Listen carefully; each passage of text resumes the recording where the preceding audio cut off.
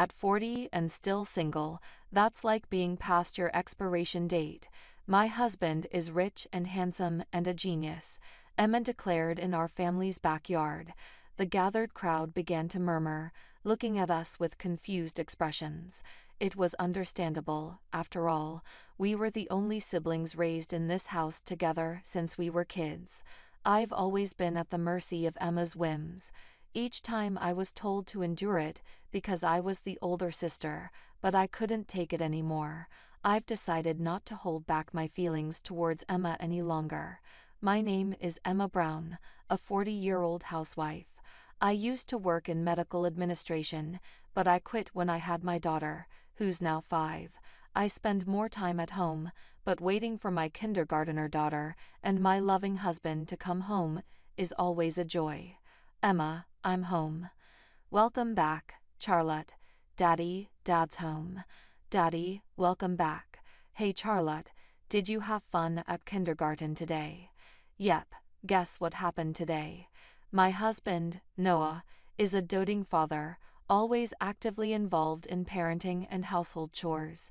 Even though I'm a stay-at-home mom, he makes sure to give me days off from household duties when he's not working. He's an understanding husband. Wow, you've drawn this really well. Right, this is mommy, this is me, and this is daddy. That's amazing. Thank you, I'm so happy. Our 5-year-old daughter Charlotte loves drawing, especially pictures of our family. Her shy smile when praised by her dad is just adorable. You've really drawn this well. Do you enjoy drawing? Yeah. I'm always grateful for my 2 loved ones. One day, I received a call from an unknown number. It seemed suspicious, but it could be about my family, so I answered. Hello. Oh, Emma, you're still alive. It was Emma, my sister with whom I had severed ties 15 years ago. Emma, why do you have my number? With enough money, it's easy to find out. I know where you live too. Don't try to run away. What do you want? We've cut ties with you and your family. Emma's high-handed attitude was about to provoke me, but I restrained myself and asked her. Oh right, Grandma passed away. I didn't want to contact you, but it was her will. She wants you at the funeral. All right, when is it? She informed me of the funeral's date and ended the call. Just before hanging up, Emma mentioned she had found my social media account. Looks like you're living quite modestly. Still single, I presume. No ring in sight, and not much activity on your account. Hope you don't end up lonely in your old age. I could hear her trying to suppress her laughter. The memory of Emma's sneering face from the past came to my mind, stirring up emotions. But before I could respond, the call ended. Emma and I were siblings from a reasonably well-off family, or rather we were. Our strict grandfather and kind grandmother raised us. Our father, their son, always followed grandfather's orders, while our mother, his wife, was always trying to please him. Growing up in such a family, I was always treated differently from my sister Emma. The reason, it seemed, was something as trivial as Emma resembling our father more. I, who took after our mother, was cherished by her and our kind grandmother. But in a household where the patriarchy prevailed, not being favored by my grandfather and father was a significant issue. Emma's whims were always indulged, and I, being the elder sister, was always forced to endure. Whether it was toys, hobbies, or even meals, it wasn't rare for things to become Emma's only. This had been the case ever since I could remember, back when Emma was just a baby. Yet, I think our family had money. However, I wasn't allowed to go to a private high school. Instead, I attended a local public high school. Emma, on the other hand, got into a prestigious private school for girls, famous in the area. She was driven to and from school every day, and after school, she would invite friends over for tea. There was this one time I happened upon that scene, unaware. I walked into the garden where Emma and her friends were having tea. Right, isn't it? Oh, is that you, Emma? Yes. Could you please disappear somewhere? Your gloomy face is bothering me. In this house where Emma's whims were law, she grew up spoiled. She was mean in front of me and played the good child in front of our grandparents and father. As I walked away, she answered her friend's question with a sneer. Yes, my sister. Hopeless and so dull. After graduating high school, I saved up and went to a vocational school to become a medical administrative assistant. I felt fulfilled being able to help not only patients, but also doctors and nurses. I met William Thompson, an elite and very smart man, soon after I started working. He was a trainee doctor at the hospital where I worked. We went out for meals occasionally, and there was a good vibe, but I felt like we needed a push. I talked to my mom about him during a rare visit home, and then Emma showed up. She usually avoided speaking to me. I stopped talking abruptly and waited for Emma to leave, but unexpectedly, she smiled warmly and approached me. Emma, you've met someone wonderful, haven't you? I'm envious. Can you tell me about it? Despite all the terrible things Emma had done, I still wanted to get along with her as my sister. Her conversation and smile lifted my spirits, and in that happy moment with my mom, I shared about William. You should definitely make a move, Emma. Go for it. Mom seemed to agree, and encouraged by them, William and I officially started dating. Emma, we're now a couple. Thank you. Congratulations, Emma. I'd love to meet him at our house sometime. I felt relieved seeing Emma's smiling face. I thought her attitude had changed for the better, becoming more mature and reasonable since I moved away from home. I thought our relationship was finally getting better, but then I had to sever ties with Emma because she stole my fiancé. My relationship with William had been going well for several years, and he finally proposed. We had promised to marry. We were so happy.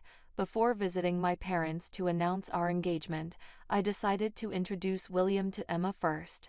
We arranged to meet the three of us. When Emma saw my fiancé, her face lit up as she spoke to him. I never knew you were such a wonderful person. I wish I had met you first. Oh, stop it, Emma. Just kidding. I was happy that Emma, who used to be so cruel, could now joke around with me. Please take good care of my sister. I will, absolutely. I was so moved by their exchange that I started to cry. Emma gently patted my back. Grateful for their warmth, I thought about how happy I was going to be. A month later, as I was thinking about visiting my parents with William, he called me. Hey, William, I was just about to call you. We should visit my parents soon. I'm sorry. What? Why? I can't marry you, Emma. Wait, what do you mean? I'm sorry. Please don't contact me again. William, wait, what's going on? The call ended abruptly, and all attempts to reach him were blocked. I was confused about what happened and went to my parents' house a few days later. There seemed to be guests over. I saw Emma and a guest's back in the usual gathering room. In front of them were my grandparents, and beside Emma, I recognized William's back. They turned around, William and Emma. Emma's smug, triumphant smile burned into my memory. In that moment, I ran outside. My mother, who brought tea, seemed to talk to me, but I don't remember. I found myself crouching on a park bench. The rain started to pour, getting heavier, but I didn't care. Then my phone rang. It was from Emma. I'm sorry, Emma, Emma said, but she didn't sound remorseful at all. What do you mean by this? I just wanted William for myself. Her voice reminded me of how she used to beg for toys or food when we were little. Remember, I said I wish I had met him first. Emma and William had exchanged numbers when we met as three and had been meeting secretly. They even became intimate recently. Why? Why would you do this? Oh, Emma, you knew, didn't you? What's yours is mine. Being nice to William was all a lie to make him mine. Thank you for introducing such a wonderful man to me. It's only natural it turned out this way. I'm more attractive than you. It was just a matter of order. Bye. The call ended abruptly. I changed my phone number, canceled my apartment lease, and changed jobs. I couldn't continue to work at the same place as William. I cut off ties with my family, including Emma, and hadn't seen them since. Emma's claim about finding my social media account was true, as she sent me a friend request. Her account was full of happy, glittering posts. One of them was posted just 5 minutes ago. Finally found my dear sister's account after contacting her for the first time in a while. Such a modest life. I couldn't imagine living like that, but she's still my only beloved sister.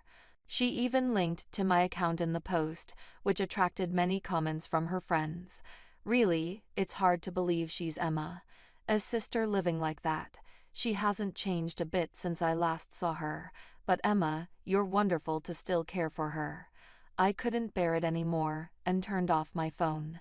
It seemed like she sent me the friend request just to show off. My old feelings towards Emma resurfaced. I couldn't keep tolerating her. A desire for revenge began to grow within me. On the day of our grandmother's funeral, I showed up as Emma had demanded. Oh, you came. Just like in your social media post, such a plain look. Hello, William looks well. William averted his gaze uncomfortably. I never intended to see them again, but I couldn't refuse my grandmother's last wish, who always cared for me despite my grandfather's shadow. Mom, who is this? A boy about 5 years old approached. He looked like Emma. This is my sister. Huh, you look old. Mom is prettier. He said it innocently, reminding me of a young Emma. Isn't that nice? Let me introduce you. This is my son, Thomas. He goes to a private kindergarten. The entrance exam was tough, but he's smart like William, my pride and joy. Emma spoke with a triumphant look. You're alone, Emma. Oh right, you're not married. I saw it in your post. No ring in the photo of your hand. Oops, my mistake. She was referring to an old post of mine. Being single at 40 is like being past your expiration date. My husband is rich, handsome, and a genius. Emma laughed uncontrollably. Mom, then Charlotte, ran up to me. Careful, Charlotte. Running is dangerous. Sorry, but it looked like Mom was being bullied. Noah, who had parked nearby, came over and picked up Charlotte. Huh, Mom. Well, I might as well introduce them now. This is my husband, Noah Brown, the hospital director of a nearby hospital, and our daughter, Charlotte. Wait, Noah Brown, the youngest ever director of Williams Hospital? Yes, that's right. Noah and I met when I got a new job at the hospital after cutting ties with my family. At the time, Noah was a fledgling doctor drawn to my careful patient interactions and efficient support of doctors and nurses. We started dating. Sincerely, Emma and William were dumbfounded. Unaware or not of his parents' shock, Thomas exclaimed, "Ah, it's Charlotte. Charlotte, you mean from the Charlotte channel with 300,000 subscribers? I always watch the Charlotte channel. I thought she was cute. Can we be friends?" Thomas approached Charlotte, held by Noah, with a friendly, adorable smile. "No, I don't like you. You were mean to my mom." Charlotte turned away with a pout. At her words, Thomas let out a surprised "huh." Then he turned back to Emma and glared sharply at his own mother. "Hey, it's all Mom's fault, stupid." "Huh, wait, Thomas." Thomas ran off crying, and Emma, hesitating to follow, turned sharply towards me. "What's this? Despite your plain posts, just so you know, I have more followers than you, Emma." "Oh, about that. I don't put much effort into my own posts. It's Charlotte's channel that I focus on. And about the ring, I had been keeping our wedding rings on a necklace hidden under my clothes. I took it out. We wear our wedding rings on necklaces. Sorry for not saying, but we hide them under our clothes to prevent Charlotte from pulling them when she was smaller." What's that? How did you, so plain, manage to marry such a high-end man? Emma, stop it. What, William? You think the same, right? She's plainer than me. Stop it, I said. William grabbed Emma's arms, forcing her to face him. Listen, Emma's husband is the director of the hospital where I work. She's the director's wife. Emma fell silent, tears in her eyes, as William glared at her. I'm terribly sorry, no. My wife has been incredibly rude to your wife. I'm terribly sorry, Emma. William showed his respect to us, while Emma still glared at him. It's okay. That's enough for us today. It's my wife's beloved grandmother's funeral. I hear we'd like to attend if that's all right. Of course, right, Emma? Yes, please. After that, everything went smoothly, and I said my final goodbye to my beloved grandmother. I introduced my husband and daughter to my parents. My mother was tearfully happy, while my father, still favoring Emma, kept a stern face. My mother asked me to visit again, but it was difficult. I could only respond with a giggle. A few days later, with a sense of foreboding, I opened my social media. Knowing Emma's cunning, I suspected she might have posted something to mock me about our recent encounter. Sure enough, there was a new post from a day ago on Emma's page. It featured a photo of Charlotte's back, accompanied by this text: "Happily ran into Charlotte from Charlotte Channel. She was smiling and kind, even gave my son an autograph." Here's a picture of Charlotte's back. It must have been a photo taken at some point that day. The photo cleverly blurred the background against her black clothes. I was astonished at Emma's relentless self-promotion. The comments were filled with voices saying, "Amazing, I'm so jealous." I left a comment of warning and request. Please delete that photo immediately. Don't lie about the autograph. Then a new post appeared from Emma, complete with a screenshot of my comment. "Jealousy is so unattractive. I would never lie, you know." The comment section was filled with people defending Emma, making it seem as if I was the bad one. It was like some silly skit, just like her previous post. Realizing that anything further I said to Emma would be futile, I made the necessary post as a parent on the Charlotte channel's social media and videos. I informed that the photo of Charlotte on social media was taken without permission, that she can't write autographs yet, so that was also a lie, and that I requested its removal but was ignored. I also made a video about internet literacy for kids, with Charlotte explaining why you shouldn't post someone's photo without permission. The video, easy for children to understand, received many positive comments. A few days later, I received a friend request from a different account belonging to Emma. "What are you going to do about it?" My account got suspended.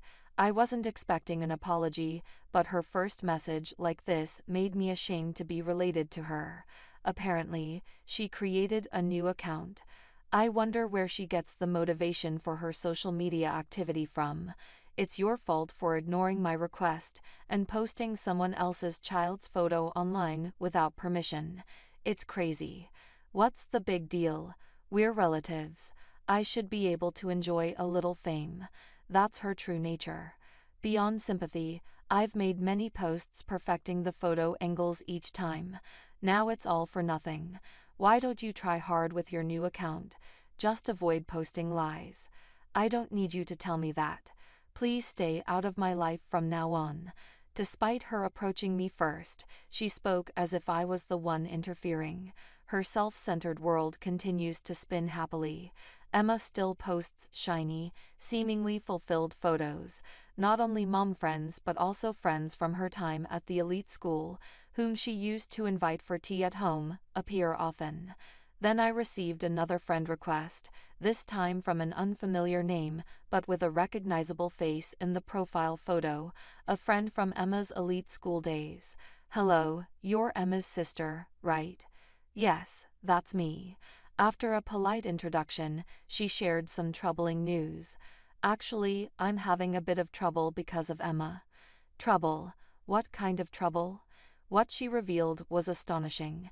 Emma claimed to have some leverage over her friends from the elite school, forcing them to throw parties for her posts and even showing up uninvited at their homes. Is that true? Yes, I thought it was just me, but others are in the same situation. When Emma's account got suspended, she turned to me, hoping for help since I had commented on the issue. The supportive comments on her posts were also forced. But what kind of leverage does she have on you? She mentions things I don't remember, but the absence of memory isn't proof. She claims to have evidence of this leverage.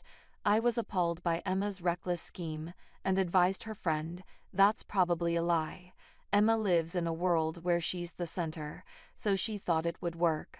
Ask her to show the evidence and press her about it. After this conversation, a mom friend of Emma's reached out with a similar story. It seems that in the past few days, there's been a noticeable decrease in the number of friends appearing in Emma's posts, which felt odd. I gave the same advice, and gradually Emma's friends disappeared from her posts.